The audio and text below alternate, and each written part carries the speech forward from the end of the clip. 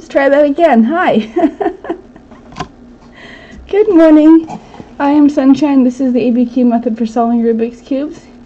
Who do we have here today? And School Bus, Donkin, Drop Snap. We're here today.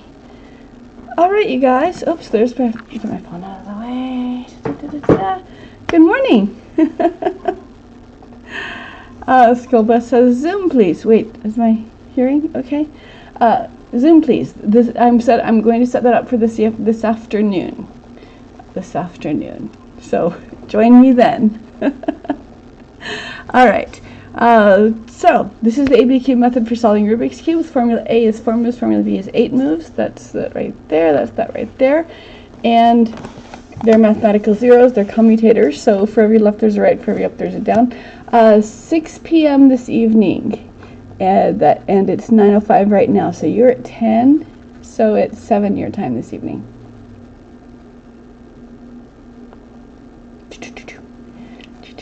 And that will be a dry run to make sure everything's properly, and then we'll try to actually train on Saturday. So there we go. So bring me your non-cuber friends, or be ready to show me your cube. It'll be fun. It'll be fun. Okay, Formula A is 4 moves, Formula B is 8 moves. Formula A brings a piece to the top from wherever it is, and Formula B moves 3 pieces around, and it's always two columns, 1 row, top row. So there's no order of operations. You can do this in any order you want to, but the order of operations that I do, just because I'm a creature of habit, is I do the corners first. I do the first 4 corners are yellow, and then I turn the yellows upside down. I do the second 4 corners, and then the whites. So when the corners are done, the 2x2 is solved, and everything else has the corners establish what color each face is going to be. So from that point forward, every piece has a correct piece to land. And so once the corners are done, then because I've been working with yellow and white, I continue with yellow and white, and I do the opposite edges. And when the opposite edges are done, as they are on this one, and this one, and this one is solved, then the next thing to do is to do the side edges. I should do a quick demonstration.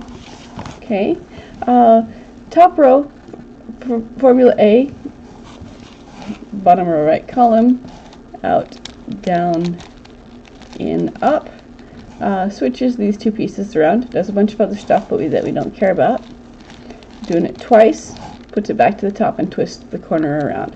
So it's used to bring a piece to the top and to twist the corners as needed. And you can't ever twist just one corner. You've got to twist because of the nature of the cube.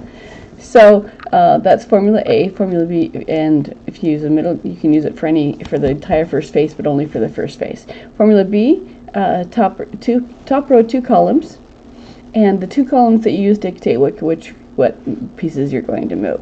So top row and outside columns moves edges around.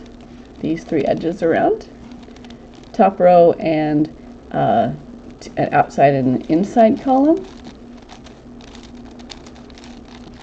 moves 3 edges around, these 3, and top row and 2 inner columns.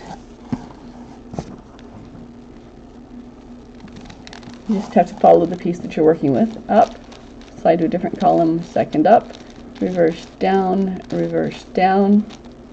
and it will move 3 edge pieces. It always looks like you're moving 2, but you're always moving 3. 2 of them in the same color, so it looks like it's 2. So corners are done, opposite edges are done, and now we're going to do side edges. So white at this point in time, white goes face down. White goes face down, and we're going to look at the side edges. This is a good time to set the absolute center if you have an absolute center. So before you start, otherwise you'll get a parity and we'll fix it later. So corners are correct, opposite edges are correct, and we've set the absolute center. So now what we're going to do, we're looking at the side edges, and start with the, you can do, look to see if any of the pieces are correct, and if they are, you want to keep them. If there's an incorrect piece, we're going to displace one. We're going to displace a yellow into the incorrect spot. Okay, so top row, first column is, we're going to move one of these pieces into there. This is going to tell us which one it is. So away, up, in, and this, where the column is that we're going to displace. Up, down, down.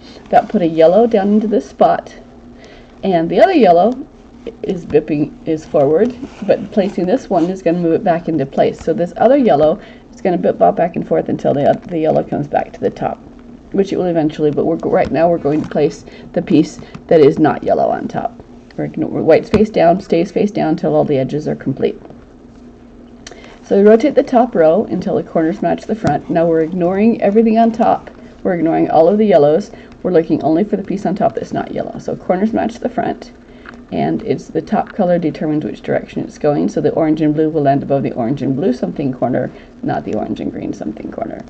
So it's going in this direction. So first column, second column, start by moving away. Up, in, up, away, down, in, down. Okay, as I said, this piece is going to bop back and forth, so we're ignoring all the yellows. So we find a piece on top that's not yellow. Okay, by holding the top row, we rotate the entirety of the cube until the corners match the front, determine its direction, and then away. First up is where it's going to land, back, second up is where it begins, and down and down. And we're going to keep working with the piece on top that's not yellow until the yellow comes back to the top face. It doesn't have to, top layer, not the top face. Doesn't have to be correct, just has to be back on the top row. Up, and then we assess. Okay, corners match the front. It's going in this direction, so away, up, in, up.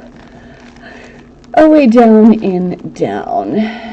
Look for a piece on top that's not yellow, and continue. Corners to match the front.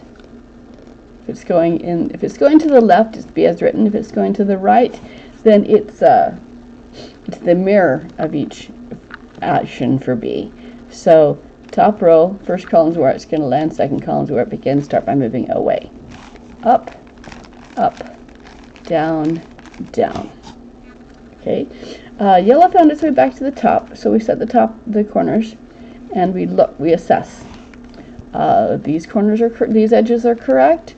This one is, but this one isn't. So this is the one I'm going to displace. Okay, so away, first up, back, and then where this is the second column. So it's the one that gets displaced. Okay. And then we continue looking for the piece on top that's not yellow. We don't have a daughter's not Lisa. All right, up, down, down to the green. Corners match the front. It's going in this direction. Away, up, reverse up, away, down, reverse down. Okay, yellow came back to the top, so we assess. These ones are done, these ones are correct, these ones are correct, these ones are correct. Goody! And so, a little less than half the time, you might get a parity. A parity is where it looks like there's two pieces and only two pieces to move on that layer. So all the other edge pieces are correct, but this one wants to be here, this one wants to be here. Okay, this is called a parity, and you can find parity algorithms to memorize and play with all you want. However, you don't have to, because parity is a lie. The cube is inherently honest, and formula B will move three pieces around. That's all you ever need to do. So if it looks like there's two pieces and only two pieces, there are always three. The third piece that you do not see is literally the piece that you do not see. So the slice that is touching this parity, okay, is a quarter turn off. Rotate this slice a quarter turn, And now, of the four edge pieces that were on this slice, 2 were correct and 2 were incorrect. Now 1 is correct and 3 are incorrect, and we know how to move 3 pieces around. So you have an algorithm that does that, but I'm going to do it with Formula B. So I let this piece be correct, and then I start placing. Yellow is no longer my top, now my orange is on top. So I'm going to place a piece into the piece that's incorrect. I'm going to displace my top color. Okay, and that put a random piece into the top. So we're looking for a piece on top that's not orange. Corners match the front. It's going in this direction.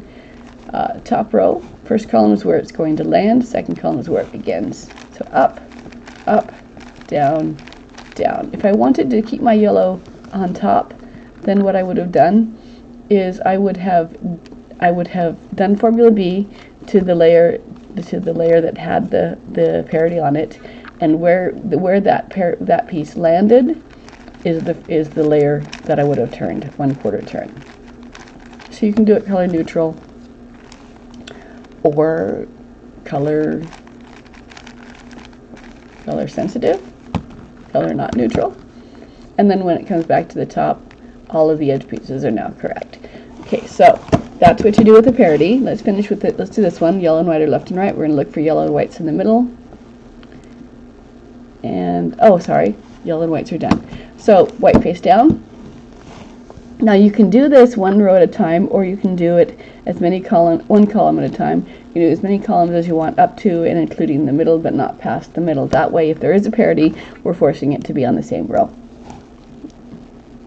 So, none of these pieces are correct, so I'm going to displace from all the way up through the middle. Or I can do it one row at a time, and when they're all placed, I can come back and do it again.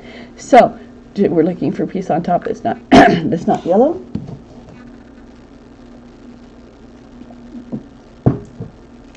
And here we go. Corners match the front. Corners and edges match the center matches the front. It's going in this direction. Okay. So away first up is where it's going to land. Back second up is where it begins, and then follow through, reverse, reverse, and that piece is correctly placed. Here's another piece on top that's not yellow. Corners to match the front. It's going in this direction. Slide up, slide up, slide down, slide down. The 2 columns are dictated by the piece you want to move. So you don't have to memorize these 2 columns do these things. You just have to find the piece that you want to affect, and the cube dictates and where you want it to land dictates which the 2 columns are. So we're ignoring all of the yellows, so we don't care about these corners. We only care about the bottom corners. So corners match the front. It's going in this direction. Nope, it's going in this direction. Away up, in up, away down, in down. Find a piece on top that's not yellow.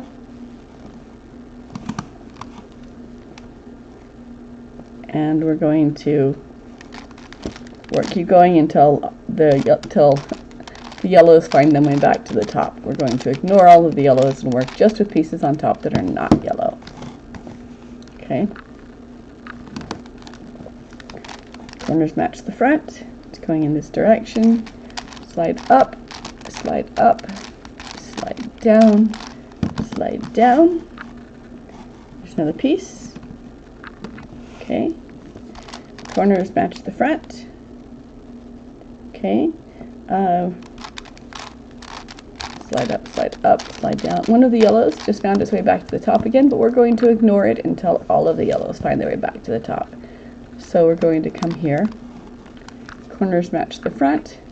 It's going in this direction. This one is placed correctly. If it was not, I might displace this one again, because I can always displace an incorrect yellow.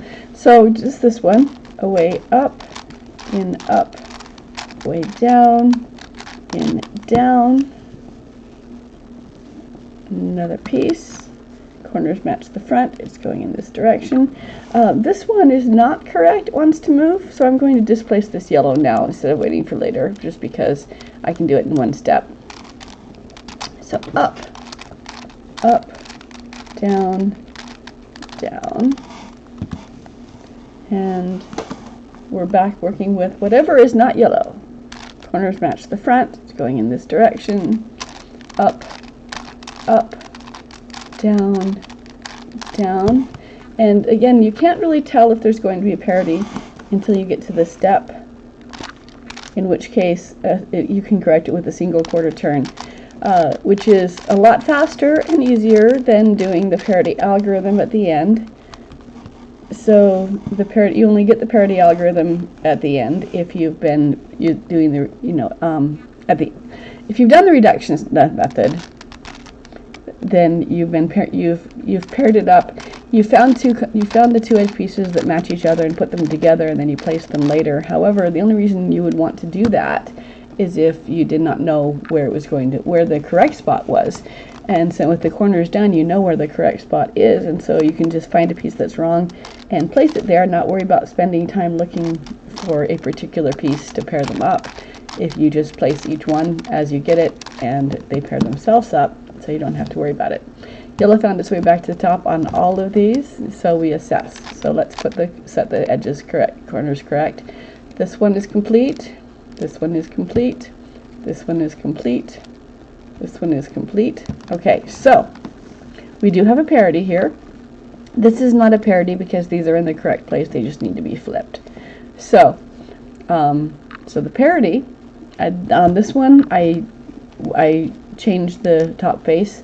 On this one I'm going to keep my yellow as the top. So I'm going to apply formula B to the column that has the parity, and then where this lands, that's the column I'm going to use. Down. Okay, so where it lands, this is the column, so I correct it there. Okay, and then I continue placing with these incorrect. And so when I have the edges placed again, the parity poof is gone. So again, you no longer, if you like parity algorithms, keep playing with them. But when I'm teaching non-cubers, when I'm altering non-cubers into cubers, I don't teach the parity algorithm. Just formula A and just formula B is all you need to know, and with that you can solve every complexity cube. Now, many of my students have gone on to then become speed cubers, in which case, you know, that's fine. But the thing is that for newbies, if you want to learn algorithms, it's easier to look at what the algorithm is from a solved cube, so you can see what it's doing, rather than from a scrambled cube, because it's harder to pay attention to where everything is and what's moving. Okay, so now, again, these are in the right place, but they both need to be flipped. I can line that, I can do that. So what I'm going to do,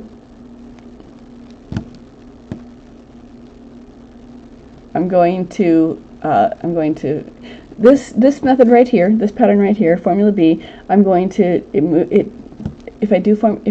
going to displace this piece. Easy for me to say, right? I'm going to displace this piece down here, up, up, down, down.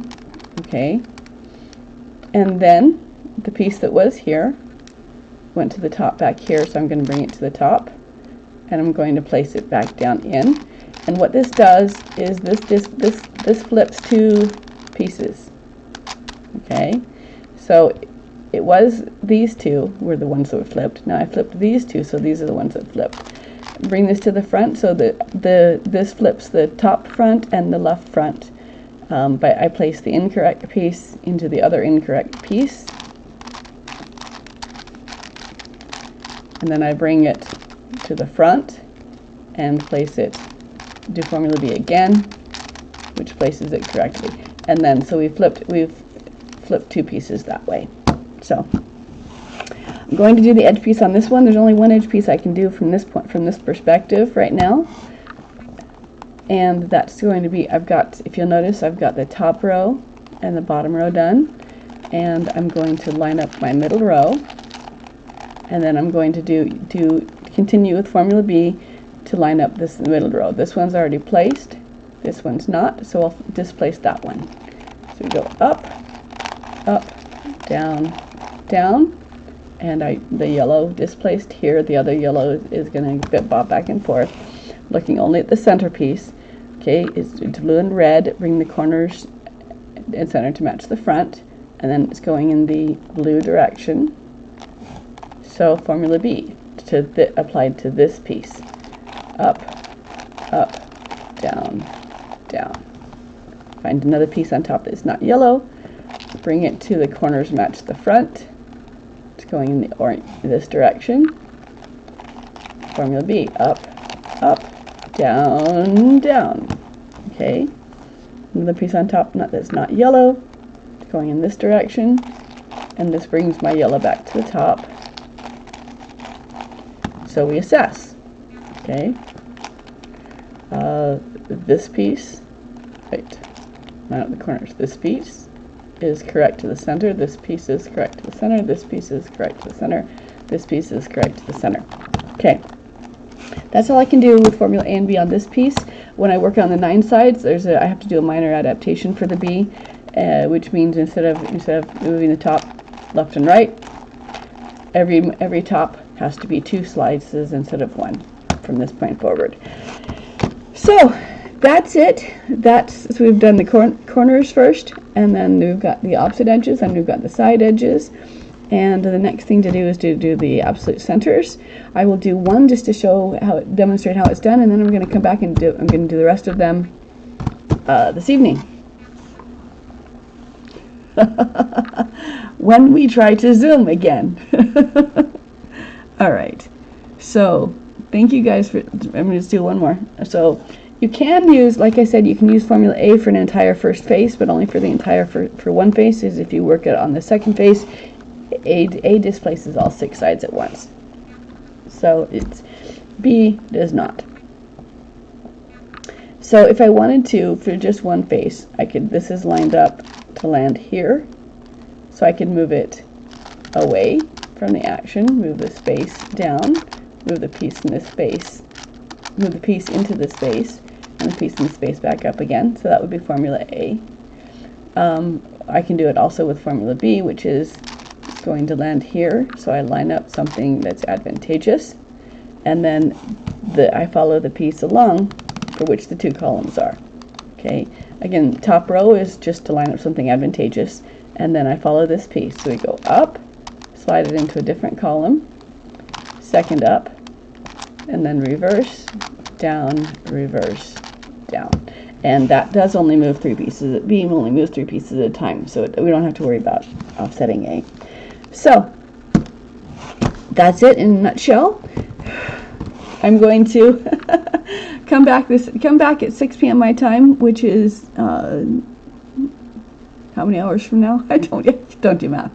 So thank you for joining me. Come back today. Come back this evening, and we'll try to Zoom. And if that doesn't work, we'll just finish the centers and finish my with Eden, my 3x9. This is one of my favorite cubes to play with.